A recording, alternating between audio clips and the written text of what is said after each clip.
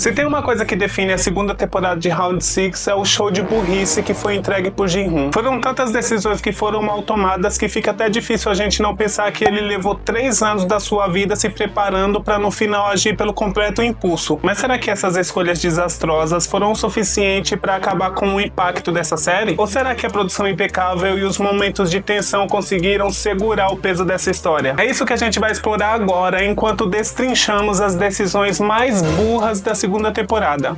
Oi, eu sou o Raoni Soares e acho que é óbvio que esse vídeo vai estar cheio de spoilers, então se você ainda não assistiu essa temporada, vai lá assistir e depois volta aqui pra gente falar mais sobre ela. Tá. Outra coisa é que toda a opinião que eu vou expressar nesse vídeo é única e exclusivamente minha, então tá tudo bem se você discordar de alguma coisa ou de tudo que eu disser aqui. Mas caso você for discordar tecendo algum comentário, vamos só lembrar que a nossa opinião não é unânime. Então vamos com calma, porque aqui tem que ter espaço para todo tipo de opinião, seja ela favorável ou não para essa produção. Quando a primeira temporada desse K-drama estreou lá em 2021, ninguém podia imaginar que ela superaria todas as séries de sucesso anteriores da Netflix e acabaria se tornando assim o maior fenômeno da plataforma. De Stranger Things a La Casa de Papel, nenhuma outra produção conseguiu alcançar o impacto global que Round 6 causou. Só que o caminho até esse momento não foi nada fácil. Kwang Dong-hyuk, o criador da série, passou uma década tentando tirar essa ideia do papel. E ele enfrentou vários desafios criativos e financeiros que, segundo ele próprio, até lhe custaram alguns dentes.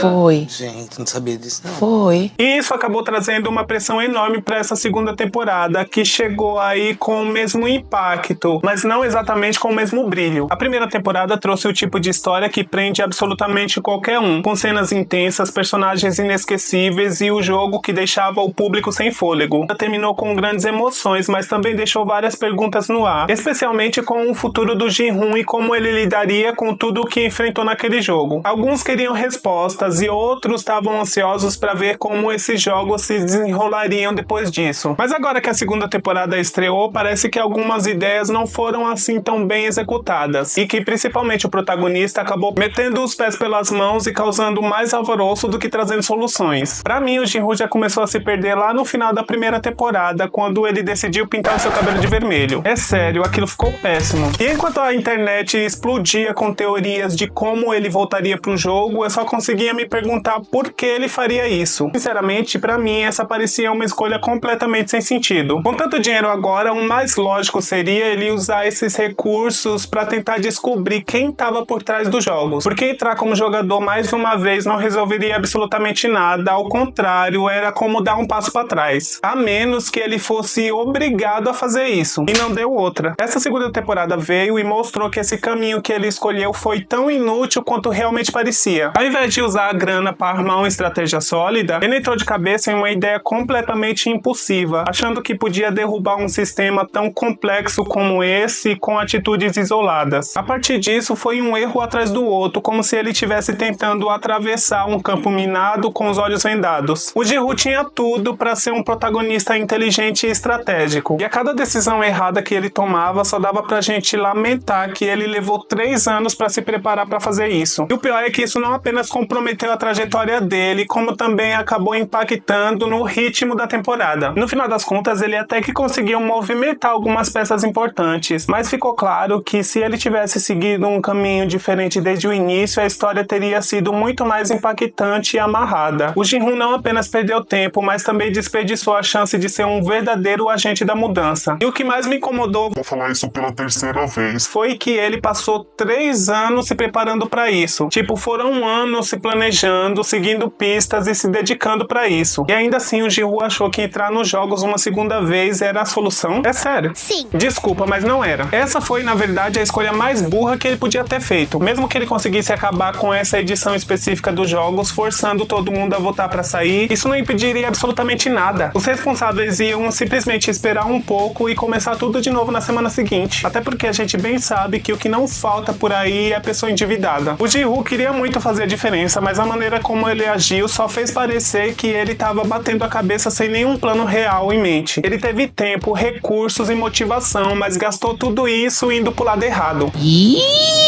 Ele dizia que queria evitar mortes, mas na primeira oportunidade já perde a cabeça. Tipo, começar a gritar minutos antes do primeiro jogo? É sério? Qual era a lógica de fazer isso? Ele achou mesmo que aquele monte de gente desesperada e sem a menor ideia do que estava acontecendo ia acreditar nele de cara? Sim. Se o plano dele era ganhar a confiança dessas pessoas, ele tinha que ter feito isso de uma maneira muito mais inteligente e até sutil. E sério, ele realmente achou que 450 e tantas pessoas iam sair dali vivos? Isso não faz o menor sentido. Mesmo que eles conseguissem passar pela primeira prova sem ninguém morrer, não existia garantia nenhuma de que na próxima prova ou no instante seguinte eles já fossem colocados para fazer outra coisa para acabar com a própria vida. Além disso, ele já tinha tido provas o suficientes do que as pessoas são capazes de fazer por ganância. Na edição dele, ele presenciou mortes, traições e pessoas que faziam absolutamente qualquer coisa por dinheiro, do que as pessoas são capazes de fazer quando são colocadas contra a parede desse jeito. Então, por que raios ele achou que seria diferente dessa vez? E o pior, tinham tantas outras formas diferentes dele tentar acabar com esse sistema sem precisar estar dentro daquele jogo de novo. O que fez ele acreditar que a solução estava nele entrar naquele inferno e repetir tudo de novo? Fica bem difícil da gente torcer por um protagonista cujas escolhas não fazem lógica nenhuma. Todo aquele armamento que ele acumulou foi largado nos primeiros episódios como se nem fizessem diferença, o que no final nem fizeram. Foi tanta energia e tempo gasto para algo que simplesmente não teve impacto nenhum. E agora a cereja de bolo das burrices foi, sem dúvidas, aquela ideia de rebelião. Eu não acredito que ele realmente achou que isso ia dar certo. Ele achou mesmo que os organizadores desses jogos, que já tinham feito isso milhões de vezes, não iam estar preparados para qualquer tipo de confusão que pudesse acontecer. Ele achou o quê? Que menos de 10 pessoas com armas, com munição limitada iam dar conta daquele exército? Quando ele começou a contar o seu plano, eu juro que naquele momento eu parei de torcer por ele. A ideia era tão absurda, tão mal pensada, que até parecia que ele estava torcendo para se dar mal. E sinceramente, era realmente o que ele merecia por ter tomado decisões tão impulsivas e fora daquela realidade naquele momento. Caracas. Acho que se tem uma coisa que o Ji-Hoon devia ter feito antes de tomar qualquer decisão era ter dado uma lida em Jogos Vorazes. Quem sabe assim ele aprendia como uma revolução acontece de verdade. Olha a Katniss, por exemplo. Ela foi jogada de volta na arena, mas não porque quis. Ela foi arrastada por aquele caos e acabou virando um símbolo de resistência, e isso contra a própria vontade. Tudo que a Katniss queria desde o começo era apenas manter a sua família viva. Ela nunca teve intenções de derrotar o sistema ou ser o ícone da revolução. Mas as coisas mudaram quando ela confrontou as regras injustas enquanto fazia de tudo para salvar a vida do Peeta. O simbolismo dela nasceu das ações e da coragem dela diante das circunstâncias, não de um plano mirabolante para entrar na situação que ela sabia ser fatal. E agora a gente olha pro Ji-Hoon.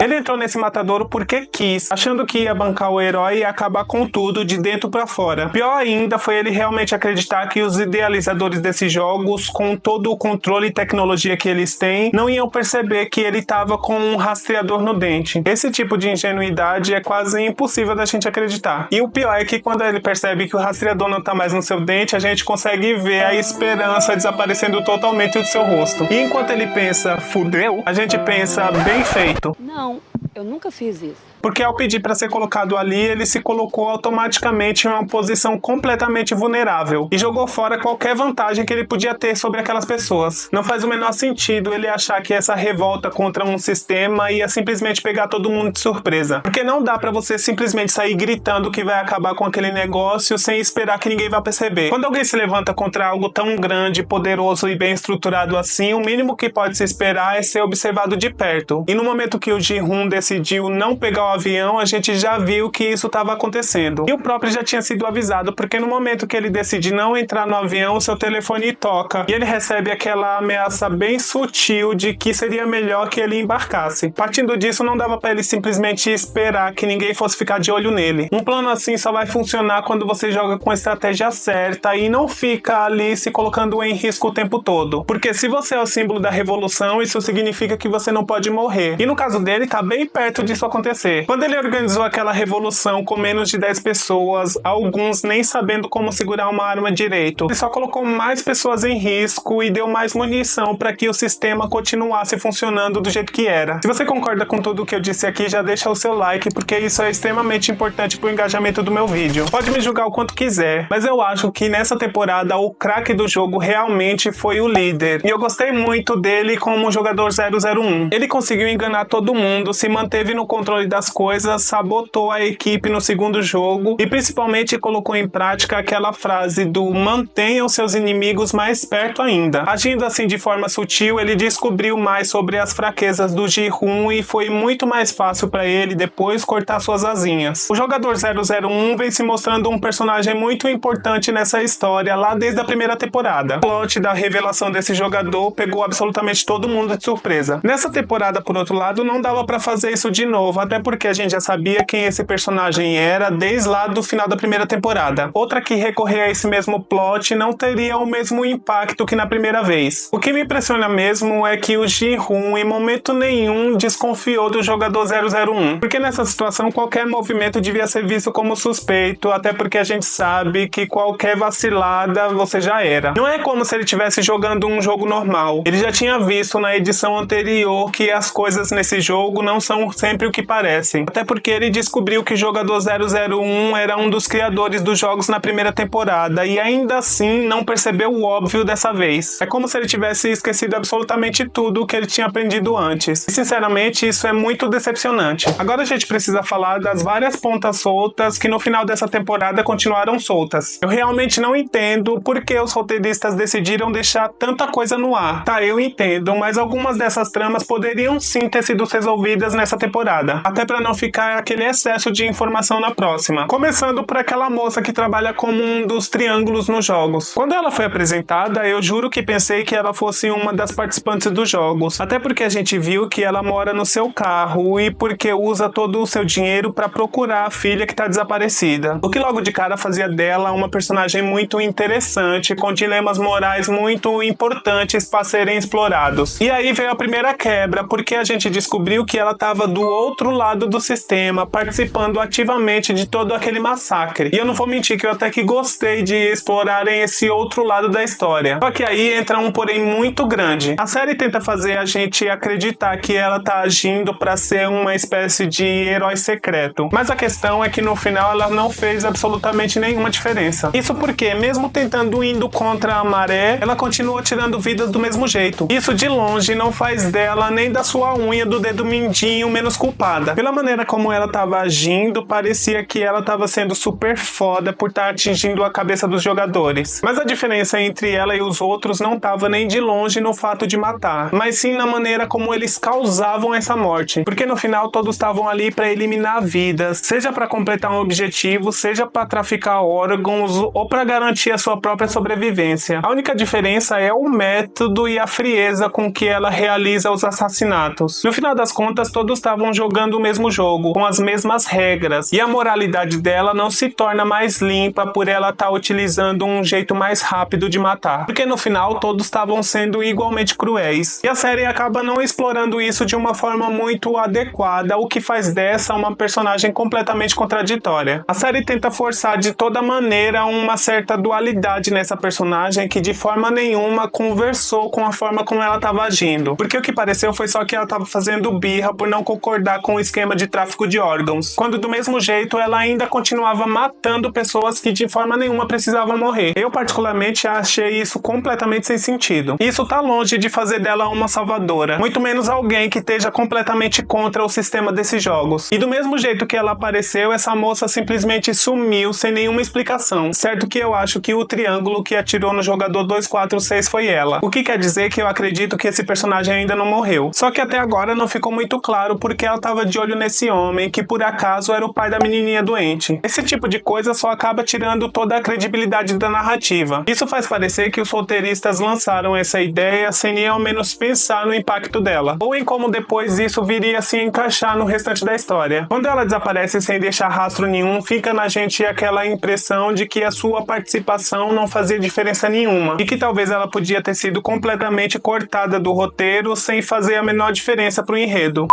E outra subtrama que também saiu do nada pra lugar nenhum foi a do policial na busca pela ilha onde aconteciam os jogos. Eu tenho pra mim que essa temporada teria sido muito mais interessante se no lugar do Ji-hoon esse policial tivesse ido pros jogos. Porque aí sim a gente poderia ver um verdadeiro confronto entre ele e o seu irmão. E poderíamos ver como esse dilema todo seria desenvolvido naquela situação. E também fica aquela pergunta, se isso tivesse acontecido, o líder teria se apresentado como o jogador 001? Não sei. Mas Mas voltando, no final esse arco terminou sem nem eles descobrirem que o capitão do barco era um verdadeiro filho da...